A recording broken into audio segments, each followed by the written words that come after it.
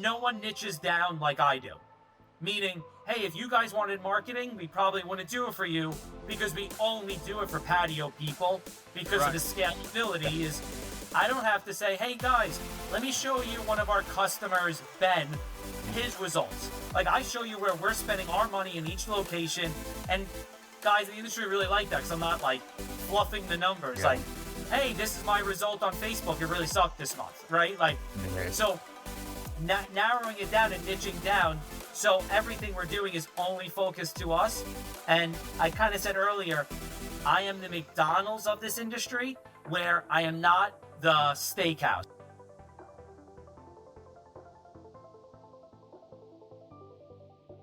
Awesome. So my name is James Reed. I live in Long Island, New York.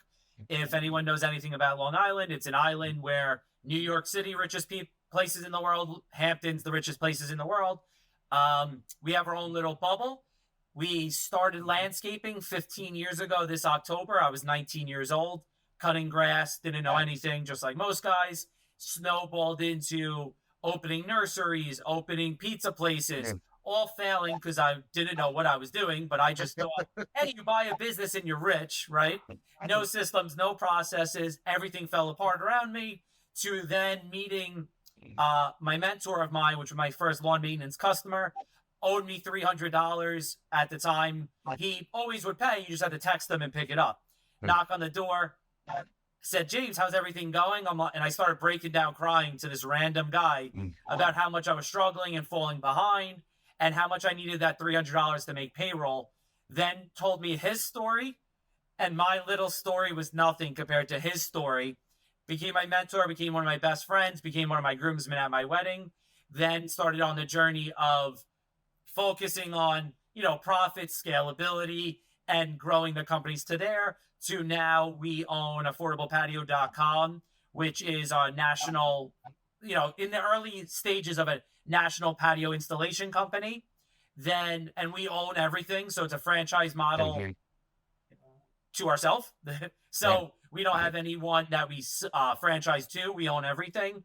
But that branched into call centers, a marketing company, our install end. We do Christmas light installs. We own Christmas light warehouse. We have like a bunch of things in that avenue. And then we're also creating software that's going to innovate and change the whole entire patio industry forever. It's going to change the whole construction industry, but not on my time. I'm only going to be focusing on the patio end. And then when I sell to private equity, that will move into other avenues. But I know everything about the patio industry that I don't want to spread myself out too thin doing like roofing or kitchens. That will be the next journey of the business when I have more people around me to do that avenue. And that's a quick sum up of everything that we got going on.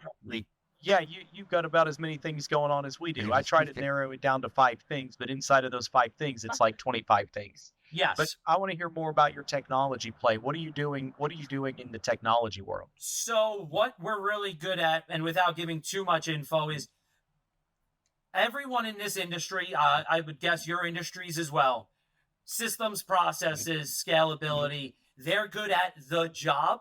I don't know if you ever read E-Myth. Love it. Right? 100%, yeah. There's a lot. They're mostly technicians. Some of them are pretty good at technicians and managers. Very few are entrepreneurs or, the visionary of it. So what I did was I created all my systems and processes, and I am the McDonald's of the patio industry. We specialize. You could go on AffordablePatio.com and build your patios right now. 20 by 20s, 15 by 20s, all patio options. Pick your colors, pick your borders, do outdoor kitchens, and it generates the price right on the website for you. Oh, wow.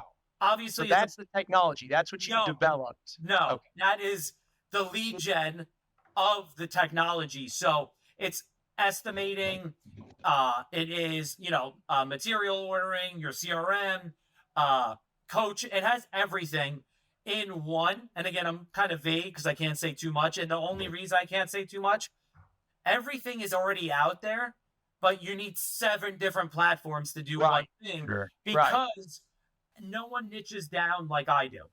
Meaning, hey, if you guys wanted marketing, we probably wouldn't do it for you because we only do it for patio people because of the scalability is I don't have to say, hey guys, let me show you one of our customers, Ben, his results. Like I show you where we're spending our money in each location. And guys in the industry really like that because I'm not like fluffing the numbers. Yeah. Like, hey, this is my result on Facebook. It really sucked this month, right? Like, so narrowing it down and niching down. So everything we're doing is only focused to us.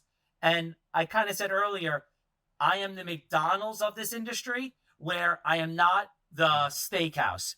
I have a crazy, beautiful, incredible backyard. I do not want to deal or do with those. I want to do 20 by 20s, cookie cutter, in and out.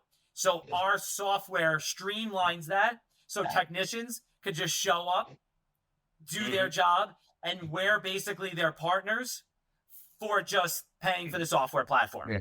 Okay. So when you got patios, what kind of patios are we talking? See, when I think patio companies down here in Dallas area, they're building arbors like cedar, usually using a lot of cedar, Yep. that sort of thing. Is that what you're doing, and you're just packaging it up, or is it different material? Let me. In some locations, it may be more like that. Where in Florida, you guys know the cage or like the lanais or the screen rooms. Yeah, That's really big in Florida. Where in New York, it's geographical. Yeah, so exactly. But patios are the flat surfaces. So the pavers, the porcelains, things like that. Adding a structure on top isn't in the wheelhouse currently. We're also not in Texas, where we will be, in the next year or two. But we adapted because in Florida, there's so many bugs that they're like, hey, we need these screen rooms.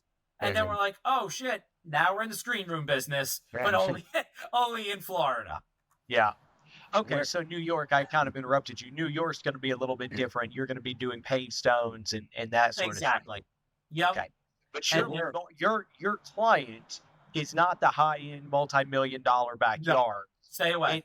It's the middle of the road, middle-class households, single-family households that want to have a beautiful backyard, a beautiful patio. So one of our core focuses of our company is a place for your family's best memories. What we really express is if you have 10 grand, your daughter's third birthday is going to be just as fun as if you had $100,000, is because the people that are hanging out on that spot, you don't have to spend a lot of money. And that end of our company is called affordablepatio.com. So that's what we're going after. Again, we talked offline. I'm a car guy. This is going to be one of my 10 car analogies. Is there more Hondas and Toyotas on the road or Lamborghinis and Ferraris? Yeah, far more Hondas and Toyotas. So guess what? Let's go after the Honda and Toyota. And they're usually better built. Yeah, better built. Guess what? When there's a problem with your Honda or Toyota, you're like, oh, okay, it is what it is. When you have a problem with your $200,000 exotic car, you're on the phone bitching, complaining, and they owe you because you spent $200,000. Yeah, but it's still the same product, right? Yeah. So, are you running the company that installs, or are you subbing out a lot? Is it more sales, and you guys are subbing out the installs? So New York is self-performed. Okay. Because that's where we've been doing it. Our other locations, which is Florida, which is in Tampa, and New Hampshire, is subcontracting model. And the only reason is in New York, again, we're in a little bubble on Long Island. Subcontracting is super hard here because there's it's so cutthroat and everything's so expensive that the margins aren't there to use a sub and add money on top to really make anything. Yeah.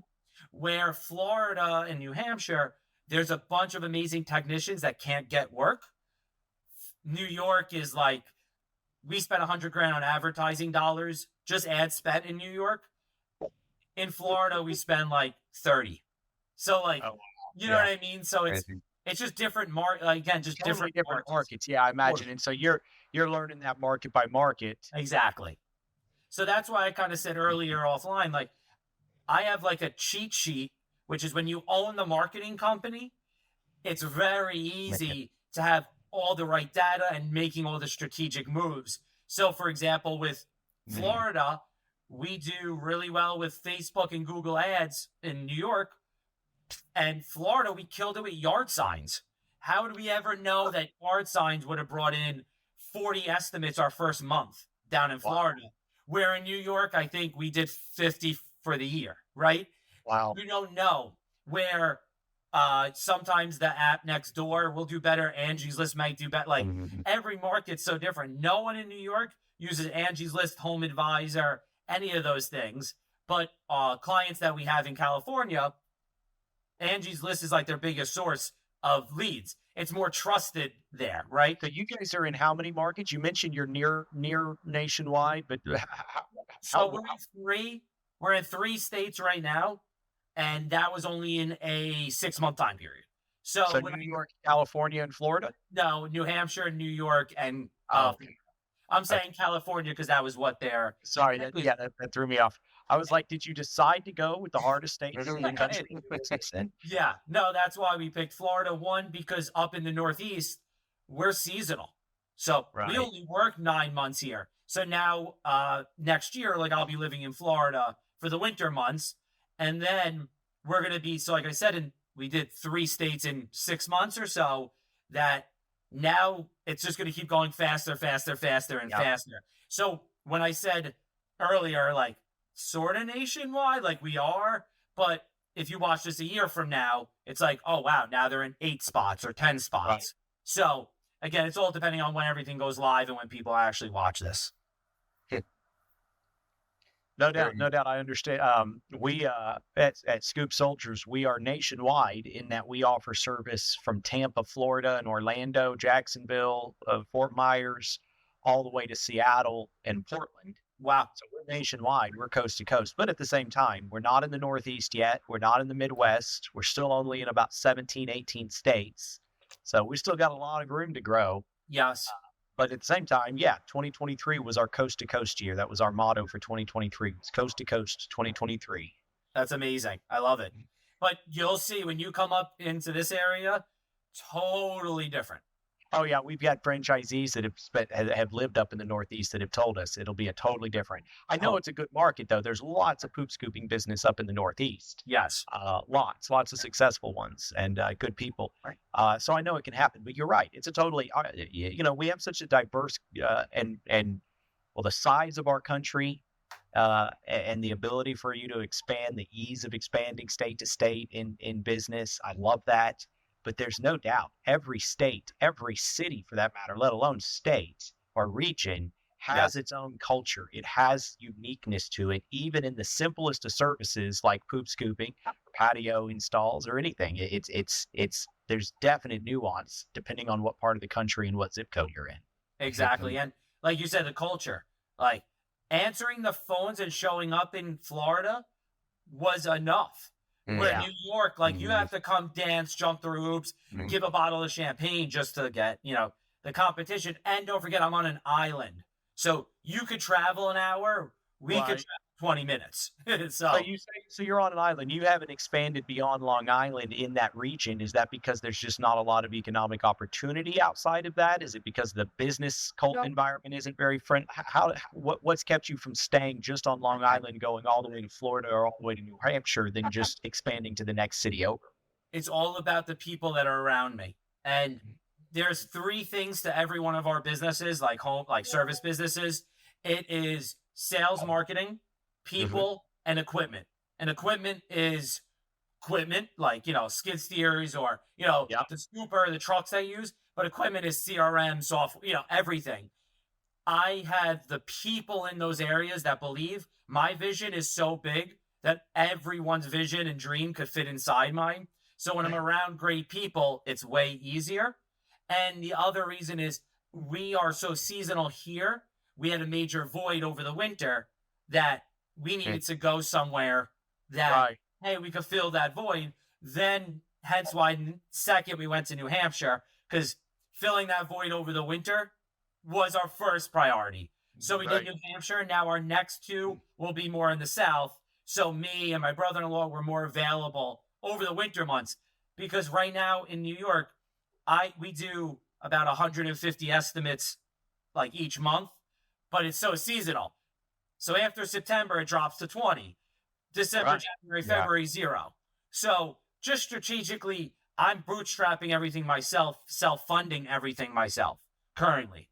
So, hey, where do I have the most time and most upside? Let me go after these. And then in the next year or so, then, private equity investments will come in, and then that will add So gasoline. you plan to do that fast? You plan to find private equity Oh, yeah. in the coming 12 months or so? That's fantastic. Yeah, 12 to 24, right? Right. Like, I, whatever the things, I'm very big, and you guys might like this. Like, I like things that naturally happen and feel right than just jumping into the cold water and not being prepared. Yeah. So that's how it just goes like to who I am. I have a lot of amazing friends. Again, Long Island guys is no, like it's crazy. We have $100 million houses. Like, so Long Island, you have those connections very, very easily to get to the right people. So when I feel like it's right, I'll be able to do it. It's also fear, right? I told you guys I'm very honest and vulnerable. It's also scary. So Yep. I have to break through a couple of these barriers myself before I give my baby up and say, hey, where are we going with this? Right. Yeah. So a lot of private equity, in my experience, they want to have controlling interest, which in my past experience has been when the conversation ends, at least for now. At least for now. Yes. Tell me, James. I see your shirt, Patio SEO. Yep. Tell me about that part of your business. You're doing something with SEO. It's all more, yeah, it's all digital marketing. So what happened was during like COVID, a little before COVID, I hired an amazing guy, Evo. He did like video and web building, and he was doing stuff. But the problem was, it was like, oh man, these videos are taking 3 hours for you to edit at your wage in New York. It's like, oh my God, these videos are costing me like $100 to disappear in 5 seconds, right? Like in the algorithm. So then we hired someone else, and then it snowballed into like 8 employees and in-house, right? All the marketing end. And then after COVID, like, we were growing and growing and growing, so it was all good. After COVID, it dropped off. So we were like, all these guys used to always ask me, like, James, can you help me? Can you do this? Can you build that? We would always say no. And then it turned into, we'll start taking on clients. And now it turned into a 15-person marketing company that only specializes in, hardscape, right? So outdoor kind of services. Right. Mm-hmm. We don't do restaurants. We're not doing a car wash, like, because we have a value of, we are not your marketing company. We are able to grow your brand and help you with your business as well. So a lot of the people that work with us in the beginning, they'll be like, wow, James, like, I can't believe people are paying you for this service. And then if they talk to anyone, they're like, I think they're actually, that we're undercharging because we don't just build your website. We build the brand. We help you with this. Like, what directions? How can we help you? Is it a monthly retainer? No. So a lot of it's just like per service. So like, say you build a website with the video editing and all the things on it, it's like $8,000 for the website. But it's not like if I show you the websites we built, you'll be like, oh, well, this is a lot more than a website, right? I see. Yeah. Websites are so like, oh, it's a website. Well, there's different layers of websites. I've paid $1,000 for a website, and I've paid $75,000 for a website. Exactly. And I can't say that I got my money's worth out of $75,000 for a website, but I also can't say that I got the quality that I wanted for $1,000. Yes. So after this, if I send you a couple of the websites, you'll be like, perfect example. You'll be like, that's all you charge for this? Yeah. It's just, but again, depending, our market's hard. Yeah. So who are you dealing with, guys, where you specialize in websites specifically for Patio? That's it. Yeah. Nice. Yeah. Oh, well, hardscape, outside hardscape. Hardscape. Okay. Yes. Yeah. So some landscaping, the patios, things that me and my team know. And the reason we've done this, I don't know if you've ever worked with a marketing company or have stuff in-house, we don't need to hold your hand. We know more about your company than you probably know. Right. So it's very quick. So like, we're working with like a landscape company right now. We also have a fractional CMO end of our company where you get all 15 of the guys to be working on you. And what's really nice is if you think you're going to hire a video editor, I'm making this up, and it's in-house. It's like, all right, well, here in New York, plan on $5,000 a month to pay him. Where with us, it's $4,000 a month. You get Google ads, Facebook ads, video editing, web creating, SEO, working with us, building the brands. If you want to help hire, we'll run ads for you with the hire. Like, it's everything. And the reason is because it's split with so many guys that, like, you don't need someone working 50 hours on editing for you. Right. Right. Yeah, you've split the resources and Exactly. yeah, that it makes perfect sense. It's one of the things we've thought about doing with our White Picket team management brand. Yep. Um, we've done it more so on the accounting, bookkeeping Got it. side is where we've started, because that's where we recognize the huge need was like whether it be our franchisees, our existing franchisees, whether it be just talking to people in the business in the lawn and landscaping industry or the pet waste industry for the last 10, 15 years. And bookkeeping is it's really hard to find a good bookkeeper. It's hard to find that. I constantly got people, franchisees, we do books every week, but yet most people's small business, they're not getting their bookkeeper looking and updating their books but once a month at Yeah. least, or at most, at At the most. most. And so it's just been that thing that we found that we're like, we can provide value here. It's very similar. You've done Yes. that with media and marketing. Yes, exactly. And it's so funny, like you say that, is because the books aren't hard. The reason the books are hard is because when you find someone, they don't know your business. So Right, like, That's "Hey, right. Ben, what's this? Hey, EJ, what's this?" Where Yeah, with us, Ask my accountant becomes like the biggest line item in Agree. people's exactly. P&Ls. Yes. And you're exactly right. Our bookkeepers that we've had run our $25+ million in internal businesses for the last 5 years, we can now point that at other small businesses and plug that whole system and process into a $250,000 or a $500,000 a year mowing business, and we're easily able to help them because we've got that system and process down for our businesses, and it's weekly, so they can actually use their books as Right, opposed right. to looking at something that's 30 days old. Yeah, no, exactly. And again, keeping it niche down, it makes it more efficient, more simple. Like, Yeah. oh, obviously I know what this is, and I obviously know what that is. So going what I was saying, like with a restaurant, like I don't know everything about your restaurant. So like my team, you have to educate us Right. on pan fraud, whatever it is. Like we don't know. Where with the hardscaping industry, like my video editors could probably tell your guys how to install a patio.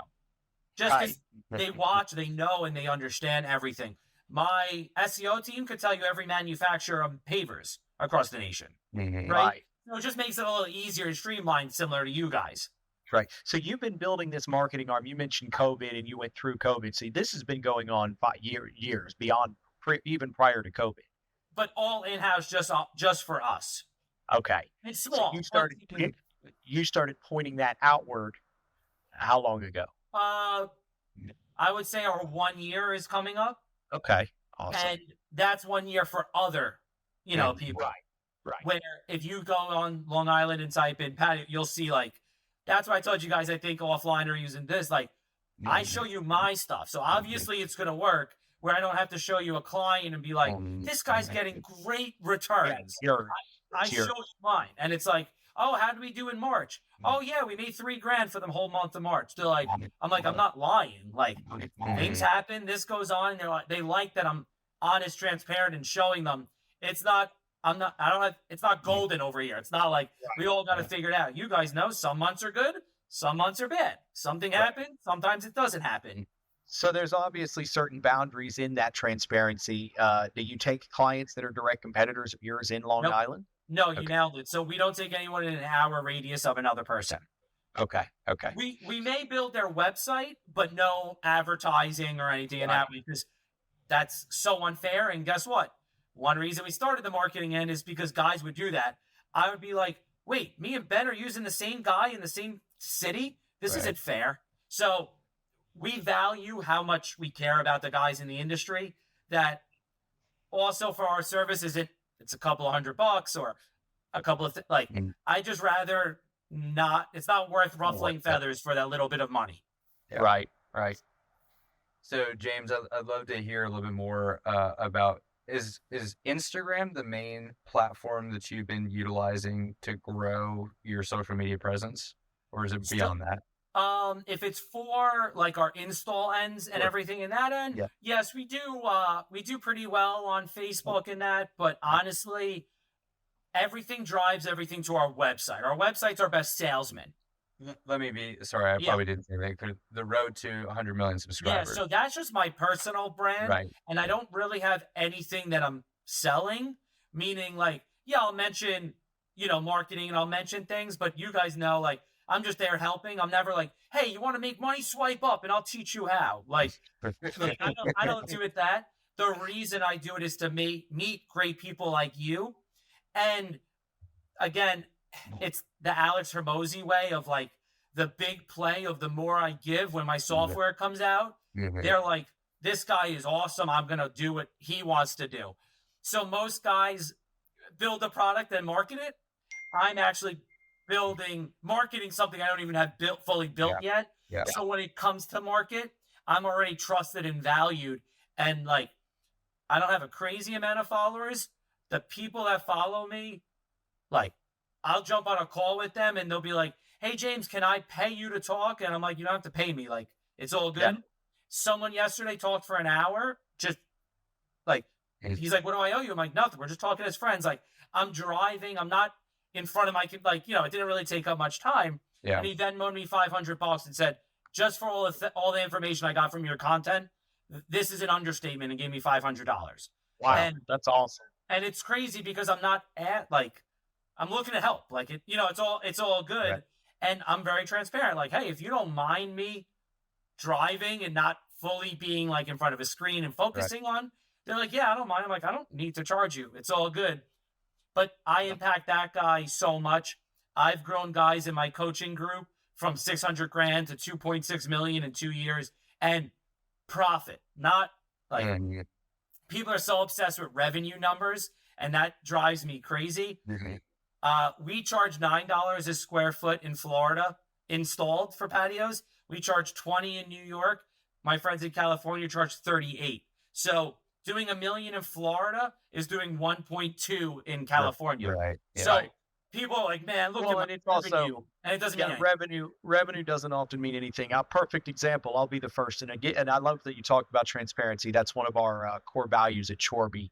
Love it. Is transparency. We have three, and that's one of the three, transparency. And so we're developing open book management strategies. We plan to duplicate that within White Picket Team Management and build an open book management concept that we can actually offer to the other home service businesses. I totally just lost my train of thought on where I was going with that. Oh, talk about revenue. Yeah, Chorby, for example. Chorby's a great example of that. It's a $7-8 million a year in revenue business. But when it was half the size that it is right now, I made more money from it. Oh, yeah. It made way more money when it was half its current size. Now, we've got a long-term plan, and we're reinvesting all of that money. But with growth, and with revenue growth, top-end revenue growth almost never automatically equates to net profit. Never. And that's why I even have like a graph that my team made that like you'll make 100 grand, and then when you make that higher, it drops down. Yeah, exactly. And that's when a lot of guys go, I made more money when I was smaller. Bigger isn't better. Smaller's better. Where like, no, you just can't push. You got to push through.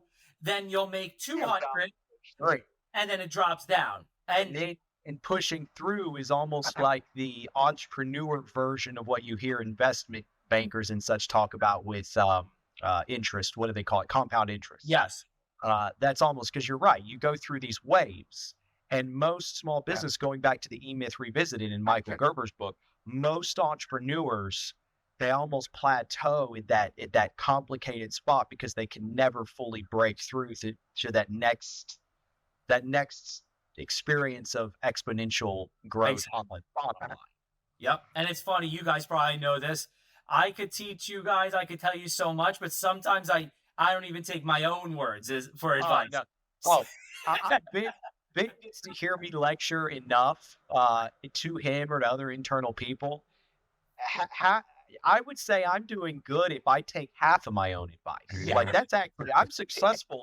I'm successful just from taking half of my own advice. Exactly. The other half of my own advice, I'm not even that good at, because that takes discipline. Yeah. But it's one thing to be self-aware and recognize that you need that discipline and that you need to do X, Y, Z. It's a whole other thing to actually have the discipline. Yeah. And that's funny. So one of the guys in my coaching group, I I pushed him to go get a skid steer, very scary, $80,000 machine. Yeah. Yeah. It's not as busy as he thought, blah, blah, blah. And like, I talked him off the ledge. His wife came in, like, I've been telling him it's not a big deal because I broke it down.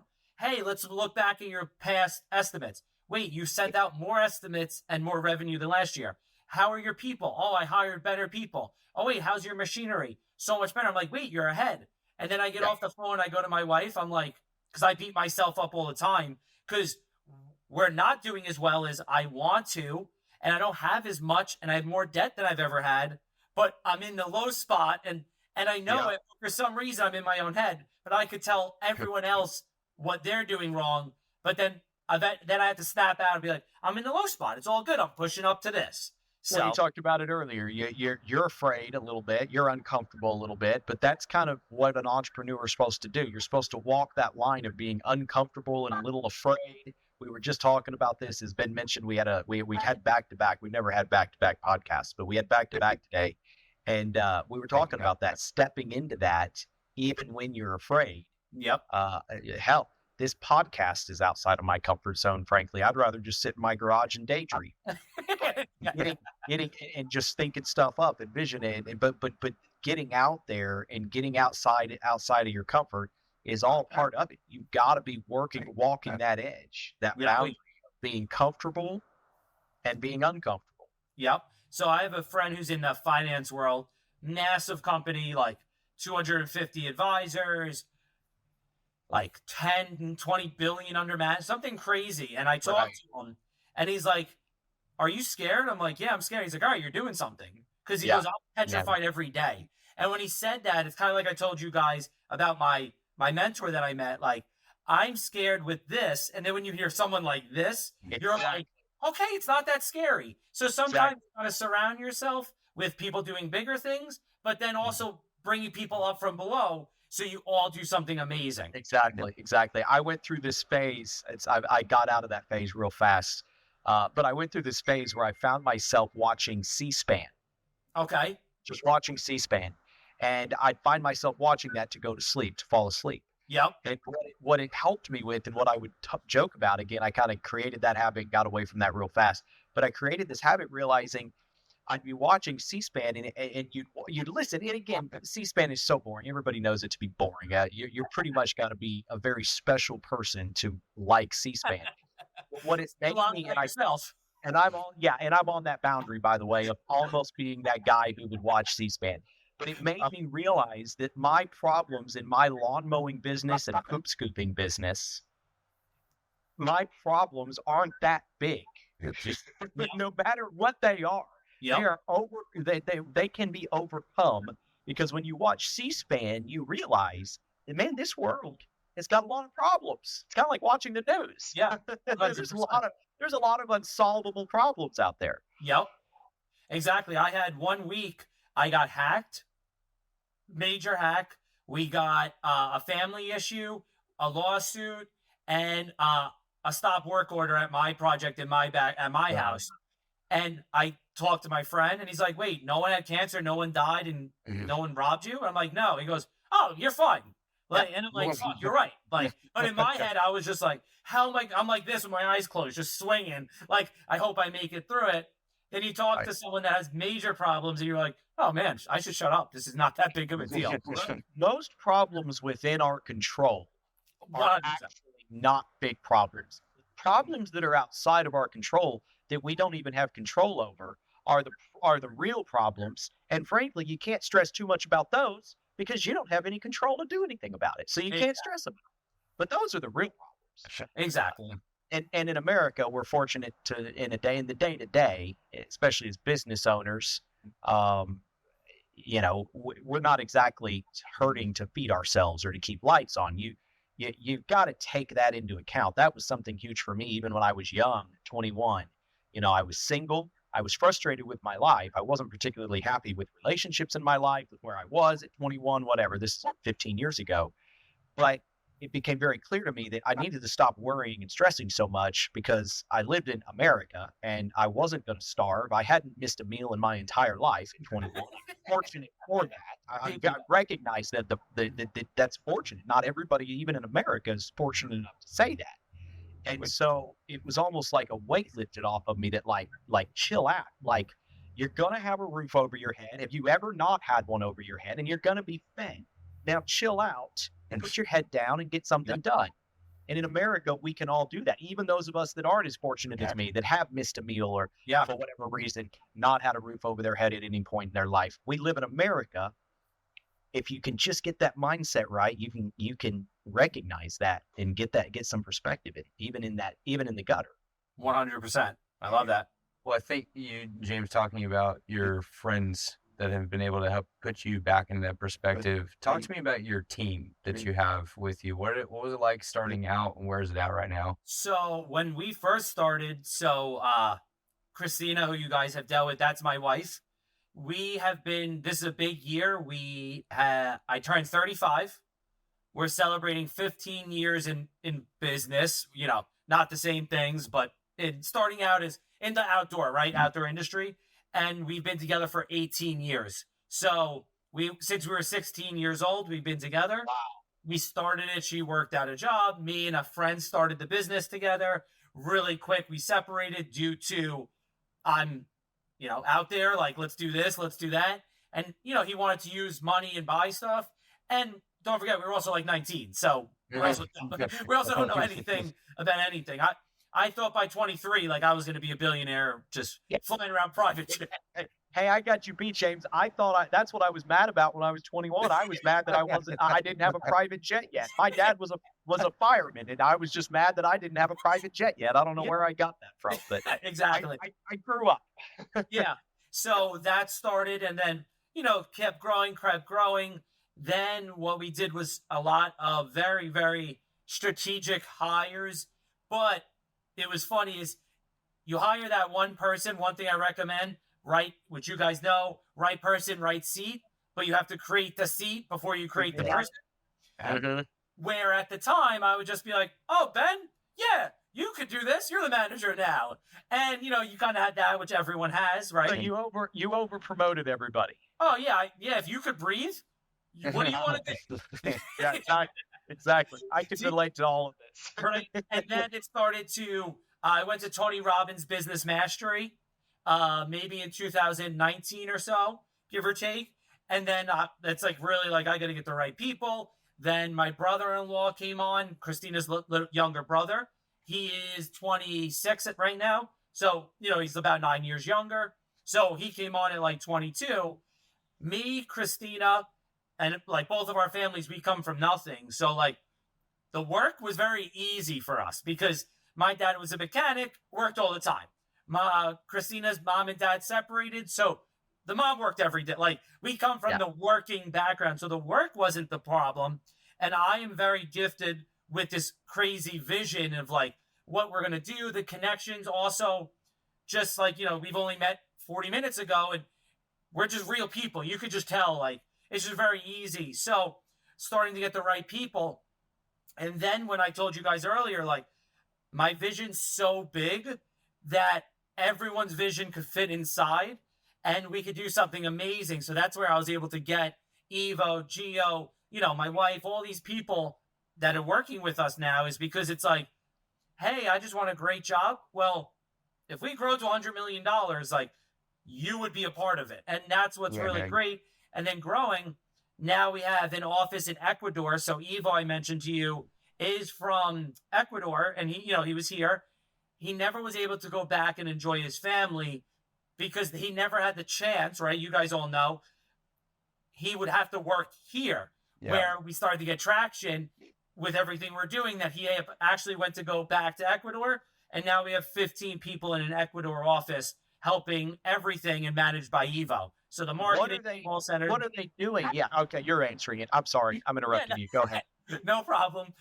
They manage like the marketing end and the call center end, but little trick that we came up with. Well, again, guys, I told you, we get to cheat because we have a marketing company. Mm-hmm. I said, Evo, you're amazing. And you're you're here, you're English, the culture. We should start running ads in Ecuador in your city for people that were from America that want to come back that went back. So now all the people that work from us worked at the IRS, were teachers that went back to Ecuador to retire or be with their family, but are Americans. Some of them are like Americans, some have papers, same everything. And we're hiring them, and we don't have to teach them the cult. They understand everything. Right. And all work in one central, office in Ecuador.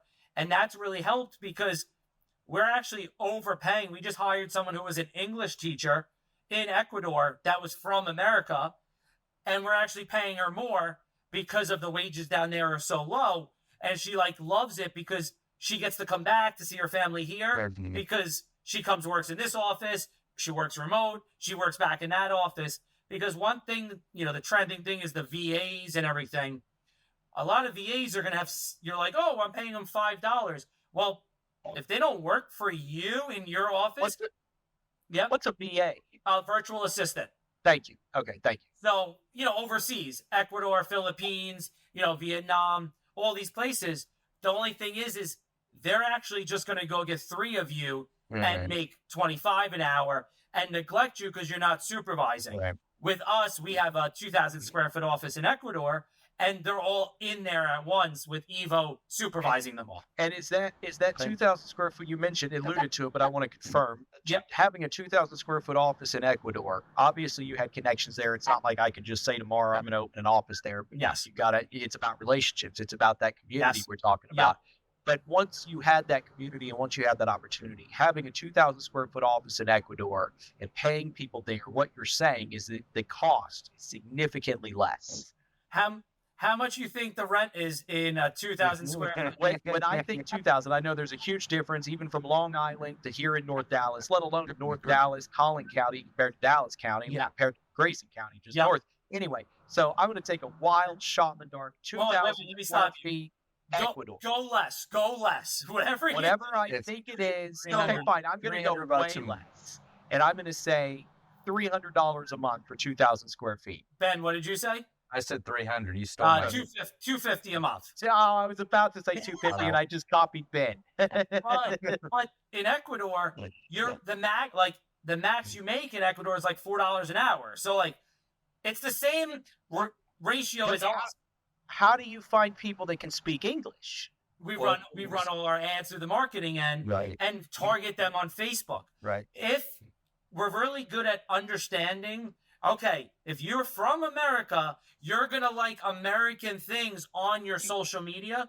Targeting things and doing keywords and going after that will show up on the algorithm. And they're like, oh, wow, America is like my second home. And these people are in Ecuador and also a part of America. This is like my other second home.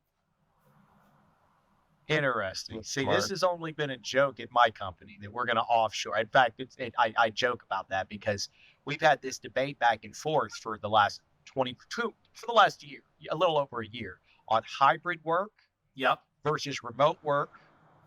And I was historically very much so in favor of fully remote work, even before COVID. Loved remote work, loved the idea of it, and then after 3 years of COVID and 3 years thereafter, I really started questioning the effectiveness of fully remote team members. And I routinely had this debate with my vice president of operations, and I kept saying, if we're going to stay remote, why are we sticking to just Texas or just the United States? Why aren't we offshoring this? Of course, I don't know anybody. But there's a very big difference of what Cynthia's talking about and what. Well, there is. It's a mix because you're offshoring, but you're bringing people to an office in that country. It's not it's not remote at all. These people they're working full time in this office. 40 hours a week. Wow. And it's totally different. Really I've went the offshore thing where after our season, making this up August, I'll shoot down to Ecuador. Yeah. Well, you get a little vacation. Yeah. And what's good is I don't know. I guess qualified as a vacation. If you stay there an extra few days, fly your wife down. The vacation for me is creating. So I don't actually like vacations. And the reason I don't like vacations is because like you guys, especially with you, EJ, if you bring out your poop emoji stress thing right now, when I sit there doing nothing, I go crazy. Oh, see, that's interesting. Oh. That's one where we differ. I love vacations, Oh, but really? to me, I'm never done working. Like I do now. Here's what I don't do. I won't do cruises, partially because they're boring, partially because I just don't care for cruising, but partially because at least until more recently, you can't have your full access to your phone. Yep. But I travel. Whether it's I went to Europe last June to London and Scotland, or my favorite place, which is just Vegas, going with my wife, doing couples trips to Vegas. I love travel, both Yep. business and personal, but I am never away from work Yeah. thanks to this beautiful miracle of technology right here. So no, I'm always on my phone, always Yeah. working from home. But I believe I love travel. I think it breaks up the monotony. Like to me, if I'm just sitting in an office all day or sitting and working, even with the flexibility I've got between multiple different offices, including here at my house. Even splitting that up, I like to be able to go places. Yep. It's still working, like it's create. That's when I get my creative thinking done. Is when I'm breaking up that day to day. Yep. Anyway, I love that. I'm always interested whenever EJ gets back from a vacation. It's like, all right, what's changing? Yeah. I come back. My VP of Ops used to joke. I should clarify. She used to joke that I'd come back and I'd make staff changes. Yep. And I'm being nice about it. She'd joke with me and tell me I fire people every time I come back from vacation. That's not true at all. But Yep. it's because the things that were those challenges, those problems in your business, the things that have been creating a little bit of stress. Stress is just because a decision hasn't been made. And so a lot of times on my time away, my time not doing meetings, because I don't do meetings when I travel, that allows me to think through things, make a decision. So yeah, I come back and I've got decisions being made. Yeah, that's awesome. I love it. Yeah. So I know you are not going to talk too much about your technology that's going to be Yeah. released soon. But what else is next? What's on the horizon for you guys? I know you've got multiple things going on now. So again, just building everything out. We own a lot of the domains and ideas of things. Like we own affordablepatiofurniture.com. So we own affordable patio products. So that all intertwines with the software and like the play on that. So for example, when I come to an estimate and we pick your patio and stuff, we could also put your furniture on there. And also the huge value too about it is after we do your project, or then I do an estimate, you don't go with us. Well, guess what? We could still sell you the furniture. Right. And it's like one of these things. And what's so great is our biggest thing is empowering small businesses. So Ben, you don't make the sale, but they buy these couches. You get, I'm making these numbers up, a $50 commission because you did go there. And guess what? We know that the customer didn't have a patio, right? So most of the time, just taking an educated guess, they usually don't have furniture either because they don't really have a patio, right? So we have all those avenues. What we're doing with the software too is we own affordable patio products. So you'll get like reminders of like, hey, do you need blades? Do you need gloves? And you could order them right from your phone for your company. Because how many times every one of you guys know, you're like, oh man, I forgot to get that. I know Ben told me, but I'm running around like an idiot. Where now I'm like on my phone, I'm like, oh yeah, good. No problem. I'll be here Wednesday. So just streamlining what we're doing and then just moving across. And again, I'm being very honest and transparent. We're also figuring it out, right? Like, I don't know everything. I'm figuring it out. I'm trying it. And one thing that people love about me, they say is like, you say you're going to do it, you do it. And if it goes bad, you're straight up today like, I messed up. That didn't work out. Where talking about social media and that, they only show their highlight reel. Yeah.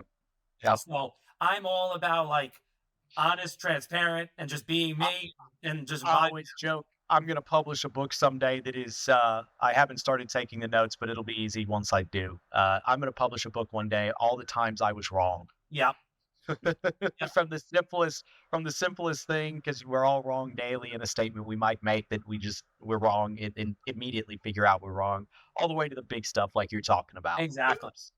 And we even have a part on my Instagram called Shit Happens. And anytime something happens, my brother-in-law films and he's like, we just drove this bobcat into this pool. And like, people love it because on social, everything's all good and everyone's making money and everyone's all pretty. And look at me take a picture of my chicken parm dinner. That is so awesome. Where like behind the scenes, like that's not reality. So I never understand the full picture. Sometimes, but the pictures of the food. I love food, but you can never make food look good in a picture like that. Like I don't know, it just never does it for me. But I like the shit happens. I like watching. And it's awesome because like we did concrete once. What's the chances that a dog got away and ran across the person's driveway and now there's footprints everywhere? And it has to happen only when you've done 3 jobs, right? It's not like your 100th job; it's your 2nd job. Exactly, right? And then we talk about those things, and that's why again I get almost 5 DMs a week minimum about people thanking me. I like everything you're saying because I'm speaking the way I feel, and they're like, "That's how I feel," and I'm like. I told you guys earlier, like, this guy was super worried and scared. And then I'm like, I'm worried and scared too. I made it over a couple more humps than you. Right. I was there where you were. We're all in a different place. That's why comparing yourself to people is insane because you're comparing what first off, your perspective, which is usually not correct. Nobody actually knows. But you're also comparing somebody on their journey. Who knows where they were 3 years ago or 8 years ago or whenever. Yeah. They might have been worse off than you are at that moment. So comparing is just it really is not logical. It's very emotional once you start breaking it down. You also don't know what's behind them. Like they might be going through some crazy shit. You don't know. Yeah, right. And in that effort of transparency and to talk, James, I'll tell you what I'm scared of this week. I took on another $1 million in debt this week. I bought 10 acres, just 45 minutes from me, but in an up and coming area of North Dallas. And I got qualified, which surprised me to begin with. But yeah, I took on all this extra debt. And it's the first time I've ever bought real estate that wasn't almost immediately going to basically cash flow itself. Yep. And so I'm looking at like the next 6, 12, 18 months realistically before this place is cash flowing itself. And yeah, I'm a little uncomfortable with that. Even somebody who tends to use debt. I'm not somebody who preaches debt free at all. You got to be careful. Be very careful. Be strategic. But yeah, that's what I'm scared of. To be totally transparent, is I got to figure out how to get this property cash flowing. Exactly, and it could take 24 months. It could take 8. You just never know. Yeah. But that's what I like is like you even saying that, like, oh, you guys have this great company and everything is great. And then it's like, oh, wait, he's scared like me. It's just, I always emphasize to a lot of people, sometimes it's just another zero on an imaginary number. Meaning $100,000 or $1 million, all it is that extra zero. It's still scary. Yeah. Well, I think that the market is so flooded with everything is perfect that when you are authentic and transparent, it makes you stand out. Yeah. Inevitably. Well, dude, I want to respect your time. This is awesome. EJ decided to take over on this podcast. I got like 4 words in. Yeah, I'm. If you guys want to keep going, I'm cool with whatever. I am very. Things fly. I do 2-hour coachings, and people are like, "Oh my god, that was 2 hours." Yeah. It's easy. I vibe. I'm high energy, and it's enjoyable. I get accused of the same thing. Ben, James, giving us the option. Feel free to ask a few more questions, sir. I'll try to be quiet on this one. I'll be quiet on. I'll dig in on this one. I actually have my guest on a podcast in 15 minutes, so I need to get ready. Awesome. No, seriously, my team is here, and I've spent like very little time answering some of their questions, so I want to give them a little bit of time. Yeah, no problem. And we can always do this again. We can be as friends. That's what I'm about. And EJ, me and you, Ben, like we can knock out 6 hours probably pretty easily. Probably, no doubt. Well, and hey, look, so we're on this T-Pick tour where we're taking a wrapped bus, Pet Waste Millionaire, to all of our franchisee locations from Tampa all the way up to Seattle later this year. But the second year of the T-Pick bus and the tour is working our way into the Northeast and the Awesome. Midwest. That's where we want franchisees next. And so that's kind of the second and third tier, or the third phase and second and third year of the T-Pig bus. But as we make our way up there, and even before then, for that matter, as we're up and about, or if you're down here in your travels, don't hesitate to reach out. I'd love to meet you in person. Yeah, it'd be awesome. Yeah, we'll have we might need to carve out like 2 days, but I'm all for it. Because we only talked about this much. Oh yeah, I don't even know much about you guys besides the little research that I've done. Exactly. And yeah, I could spend an hour just on one of our 5 initiatives, let alone. So no doubt. So definitely make sure you follow us and follow our journey, and let's get to know each other the next year or so in the coming weeks and months and year and beyond. I love it, guys. I appreciate it. Ben, thank you so much for reaching out and everything. It's awesome. I love meeting great people like this. Awesome. Yeah, same here.